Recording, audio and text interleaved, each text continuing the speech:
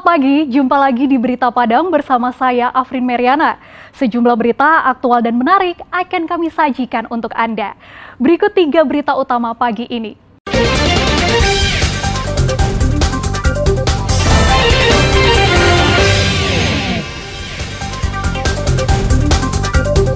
Demo mahasiswa Universitas Bung Hatta, rusak gedung rektorat. Residivis kasus pencurian di Padang, ditembak polisi. Ratusan anak di Pasaman Barat ikut seleksi polisi cilik.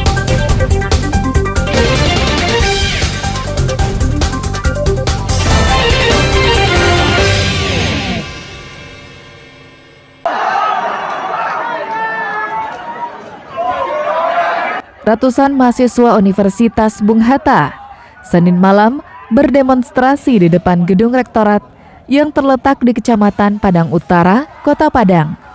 Mereka menyuarakan tentang 3 hal, yakni pembayaran uang kuliah tunggal sesuai kesepakatan awal, tenaga pengajar yang tidak profesional, dan kurangnya fasilitas kampus.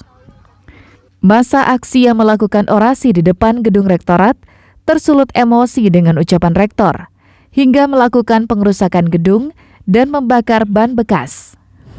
Kaca-kaca jendela gedung pecah hingga berserakan di lantai. Mengantisipasi kondisi yang tidak kondusif, pihak kepolisian dari Polresta Padang mengerahkan ratusan personil ke lokasi. Dikawal polisi, pihak rektorat bersama utusan mahasiswa akhirnya melakukan mediasi. Dari dana fakultas yang sampai detik ini belum dicairkan, dan tuntutan kami kedua mengenai tenaga pendidik yang tidak profesional, tidak profesional kata membawakan masalah pribadi dalam perkuliahan. Dan yang ketiga itu tuh masalah fasilitas. Sama-sama kita ketahui fasilitas di kampus 1, kampus 2, kampus 3 itu tidak terjadi kesamaan. Dalam arti kata masih banyak fasilitas-fasilitas di kampus ini yang tidak layak. Seperti itu 3 tuntutan kami gitu. Disampaikan dari kita ada kesepakatan, dilihat dalam 7 hari progresnya apa sesuai ketentuan siswa itu jalan nggak dalam 7 hari. Nanti siswa silakan nanti mengawas ya. Kalau tidak maka konsekuensinya rektor itu ya. Setelah ada solusi, mahasiswa akhirnya membubarkan diri dengan tertib. Namun sesuai perjanjian dengan rektor, jika tuntutan mereka tidak dipenuhi hingga 7 hari ke depan, mahasiswa akan melakukan aksi dengan massa yang lebih besar. Alfi melaporkan dari Padang.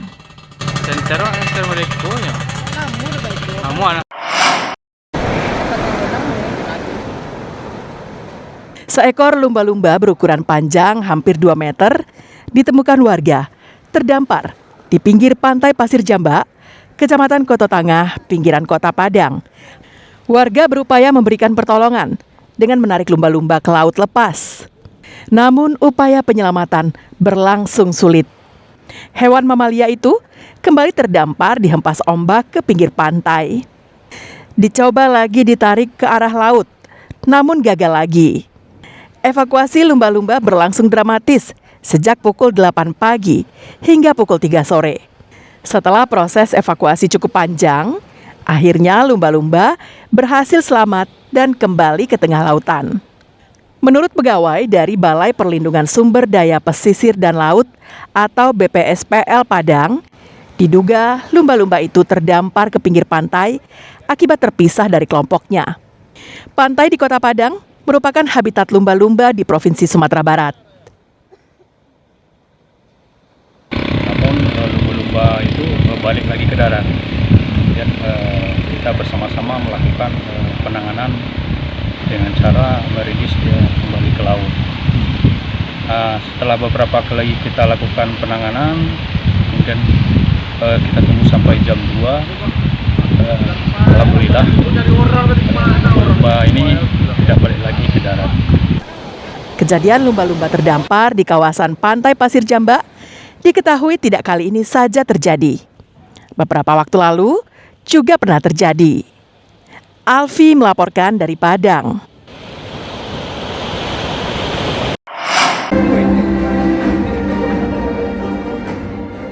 Kejaksaan Tinggi Sumatera Barat menggagas program Restoratif Justice Plus yang merupakan pengembangan dari program Restoratif Justice atau RJ. Dalam program RJ Plus ini, tersangka yang sudah dibebaskan dari tuntutan dan proses hukum diberi kesempatan untuk mengikuti pelatihan kerja di Balai Latihan Kerja Sumatera Barat. Selain itu, mereka juga mendapat bantuan dana dari Badan Amil Zakat atau Basnas Sumbar untuk modal usaha. Program ini diluncurkan di Gubernuran Sumatera Barat, Jalan Sudirman Padang pada Senin sore. Program ini melibatkan Kejaksaan Tinggi, Balai Latihan Kerja dan Vokasi, Basnas Sumbar, dan Elkam Sumatera Barat. Alasan Kejaksaan Tinggi meluncurkan program Restoratif Justice Plus adalah banyaknya tersangka yang dibebaskan berasal dari keluarga kurang mampu yang kesulitan untuk mencari nafkah. Terlebih, nama mereka juga sudah tercemar di lingkungan tempat tinggalnya karena perbuatan pidana yang terlanjur dilakukan. Setelah itu bukan hanya berhenti di situ.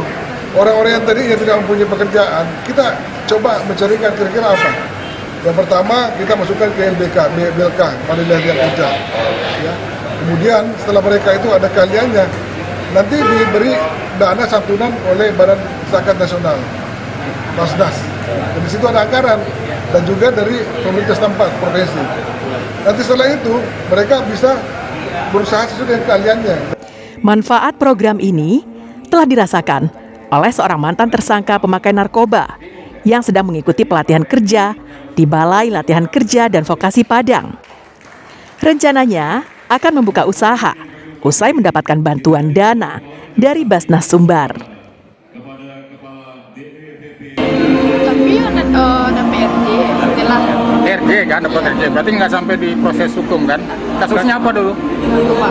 narkoba. Oh, narkoba. Pakai ya?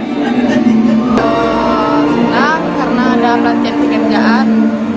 Soalnya kalau mantan bagi narapidana tuh agak banyak pelatihan pekerjaan, untuk pekerjaan orang di masyarakat kurang menerima kan, otomatis lah masuk penjara. Pengawasan pelaksanaan program RJ Plus ini diserahkan kepada Lembaga Kerapatan Adat Alam Minangkabau untuk memberdayakan kembali fungsi Elkam sebagai penjaga adat di Minangkabau. Itu dia. Jadi kan ini mama. Jadi ini mama ini tadinya sudah punya golok. Goloknya udah tumpul, sudah tidak ada ulunya, tidak ada tangkainya, sudah karatan, sudah kita buang di belakang. Karena mama tidak punya kuasaan lagi. Hari ini diasah tajam lagi oleh kejaksaan, oleh jaksa agung, oleh jaksa tinggi. Dikasih ulu lagi, kasih tangkai, dikasih sarung, kasihkan ini mama lagi. Ini mama berperanan hari ini menyelamatkan keponakannya. Itu intinya. Program RJ Plus ini akan mengurangi pelaku kejahatan untuk mengulangi perbuatannya, sekaligus memberikan kehidupan yang baru untuk masa depan para mantan pelaku kejahatan. Laude Johardio Anse melaporkan dari Padang.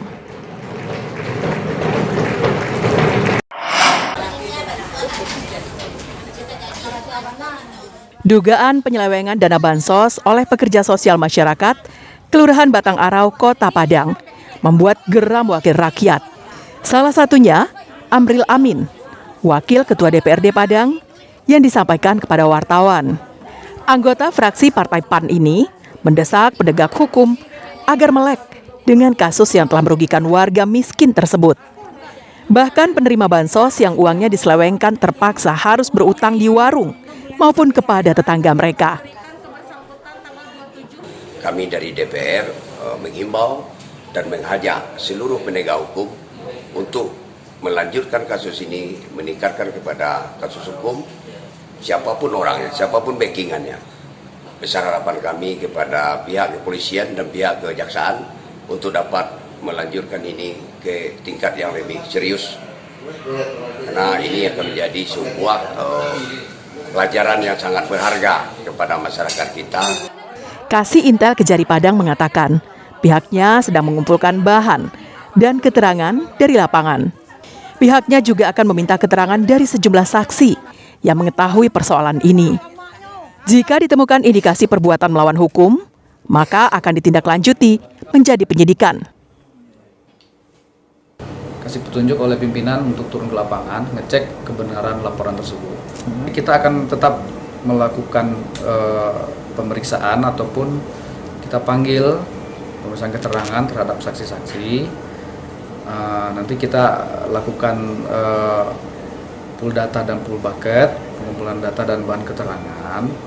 Apabila nanti ditemukan indikasi-indikasi PMH-nya, perbuatan melawan hukumnya, nanti kita tidak lanjutkan. Sebelumnya, 20 warga miskin di Kelurahan Batangharau tak menerima uang bansos karena diselewengkan oleh petugas PSM. Akibatnya, warga penerima PKH pun buncah dan mendatangi kantor Lurah Batangharau. Total kerugiannya mencapai 15 juta rupiah. Robiham melaporkan dari Padang.